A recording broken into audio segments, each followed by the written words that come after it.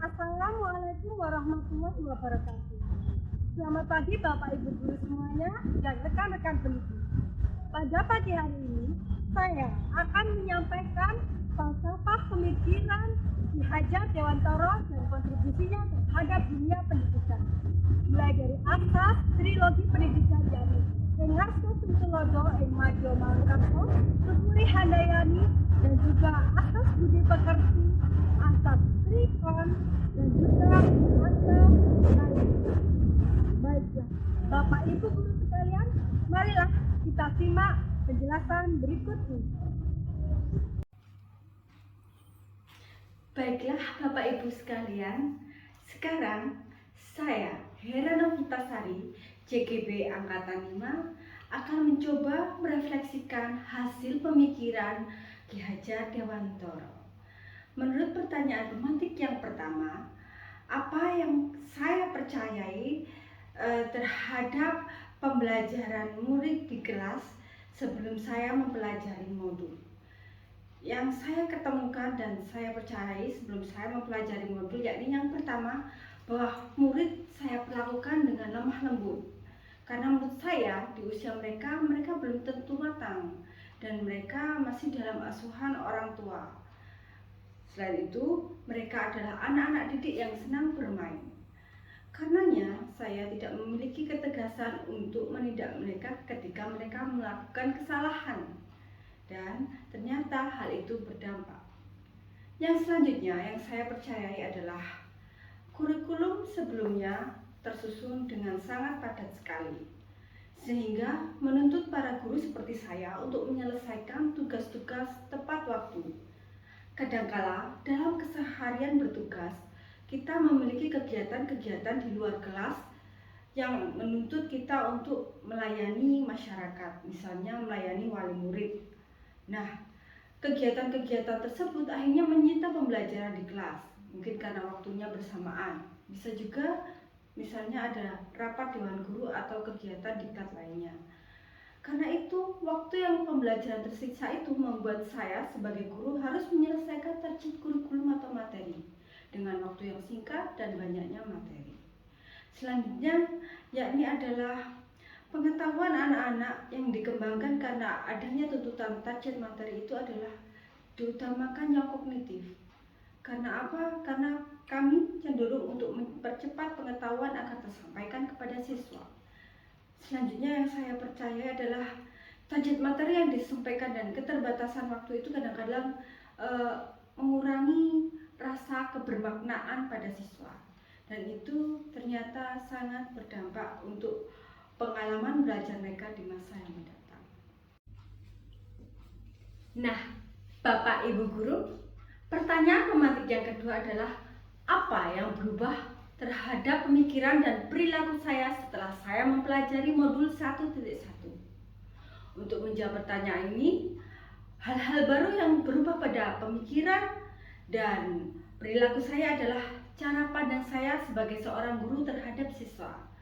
Selain itu adalah cara saya mengajar siswa didik di kelas. Saya beri contoh demikian. Pada awalnya, saya adalah orang yang sangat lembut pada siswa atau agak lunak. Karena terlalu lunak pada siswa, saya memiliki ketidaktegasan itu. Setelah saya mempelajari tentang kurikulum Merdeka Belajar dan pemikiran-pemikiran dari Ki Hajar Dewantara, saya harus mengajarkan anak didik saya tentang arti konsekuensi.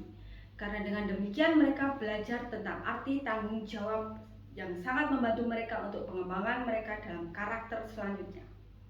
Sebagai contoh ketika di kelas, mereka melakukan tindakan seperti merusak dinding sekolah ataupun coret-coret bangku di meja.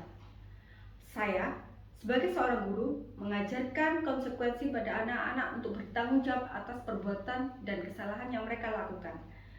Saya menyuruh mereka untuk membersihkan meja mereka dari coretan serta memperbaikinya ataupun mengganti apabila ada kerusakan. Itu adalah salah satu contoh bentuk konsekuensi. Dan untuk hal itu saya mengkomunikasikannya pada wali siswa.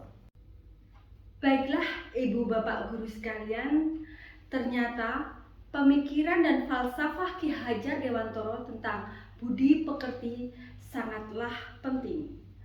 Karena sebelumnya kami dituntut target kurikulum, kami lebih mengedepankan tentang pembelajaran bermakna di dalam bidang pengetahuan. Walaupun di situ ada ranah psikomotorik ataupun sosial. Baiklah, karena pemahaman mengenai budi pekerti sangat penting, maka saya sangat setuju sekali bahwa pembelajaran saya di kelas nantinya akan lebih mengutamakan budi pekerti selain pengetahuan. Untuk selanjutnya yakni karena adanya tuntutan materi yang harus disampaikan kepada siswa, kadangkala pembelajaran di kelas terasa kurang bermakna. Karena adanya kurikulum sekarang yang merdeka mengajar, maka akan membebaskan guru maupun siswa untuk belajar lebih dinamis, lebih demokratis, dan kesesuaian materi serta pencapaian target kurikulum yang lebih fleksibel, maka saya akan sangat mendukung dan sangat senang sekali.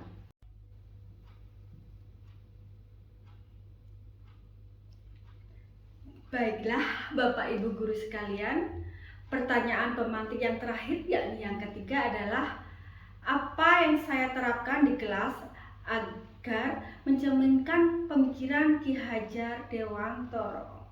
Baiklah, yang paling utama adalah penanaman budi pekerti, baik itu di sekolah maupun di rumah.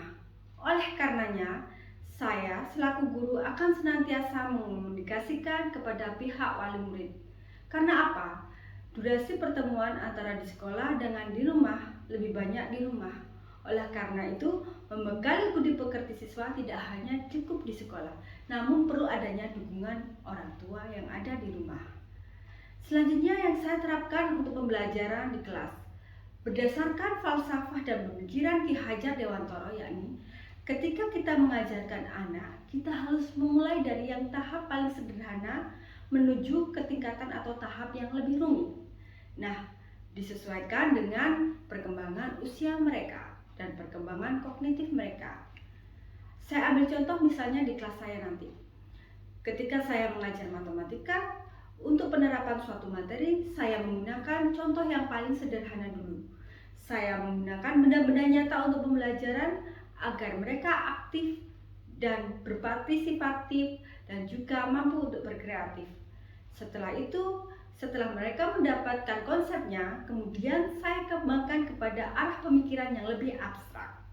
Suatu contoh, misalnya saya mengajarkan materi tentang pengukuran berat atau pengukuran panjang. Pada awalnya saya akan menggunakan benda-benda yang dapat mereka sentuh atau mereka rasakan, misalnya timbangan, meteran, penggaris, untuk mengukur benda-benda di sekitar. Setelah mereka mengetahui konsep untuk mengukur ataupun menimbang, kemudian konsep tersebut saya kembangkan ke arah pemikiran yang lebih abstrak, yang menuntut mereka untuk memecahkan soal-soal yang lebih mengajak untuk berpikir dan bernalar kritis.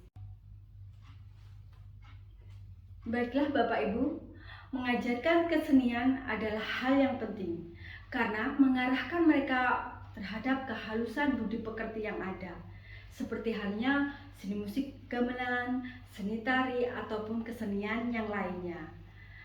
Karena secara otomatis mereka akan terasa rasa cintanya terhadap kebangsaan dan juga jati diri sebagai warga Indonesia, sesuai dengan asas Trikon yang dimiliki oleh Ki Hajar Dewantara. Kontinu artinya berkesinambungan, artinya pembelajaran itu saling berlanjut. Kemudian yang kedua adalah konvergensi. Kita bisa mengambil sumber pembelajaran baik dari dalam maupun dari luar. Dari dalam berikut dari dalam negeri ataupun dalam daerah, dari luar negeri maupun luar daerah. Mana yang baik untuk siswa kita ambil dan kita terapkan. Kemudian asas yang selanjutnya adalah konsentris. Apapun itu sumber pembelajarannya, tidak lupa kita terhadap satu, berpusat pada diri. Jadi tetap memegang jati diri kita sebagai bangsa Indonesia. Nah, untuk pembelajaran di kelas saya akan mengajarkan kesenian daerah sesuai kearifan lokal yang ada. Misalnya seni tari. Kami mempunyai tari remo yang mungkin akan saya pelajarkan dan saya akan mengembangkan kepada siswa didik saya. Selain itu terdapat ekstrakurikuler gamelan. Dengan demikian, anak-anak terlatih untuk lebih peka indera perasanya, lebih halus budi pekertinya. Selain itu, mereka akan menguri-uri budaya Jawa. Nah, Ibu Bapak sekalian, demikian yang dapat saya sampaikan. Semoga penjelasan ini kiranya berarti untuk pembelajaran bagi saya sendiri dan juga bagi anak-anak di kelas. Nah, Bapak, Ibu guru sekalian, serta rekan Dewan Pendidik, demikian tadi penjelasan tentang falsafah dan pemikiran Ki Hajar Dewantoro serta sumbangsih beliau terhadap dunia pendidikan. Dan ternyata sangat relevansi di era sekarang ini. Baiklah, terima kasih telah menyimak video saya. Salam guru penggerak. Mari berkarya untuk perubahan. Assalamualaikum warahmatullahi wabarakatuh.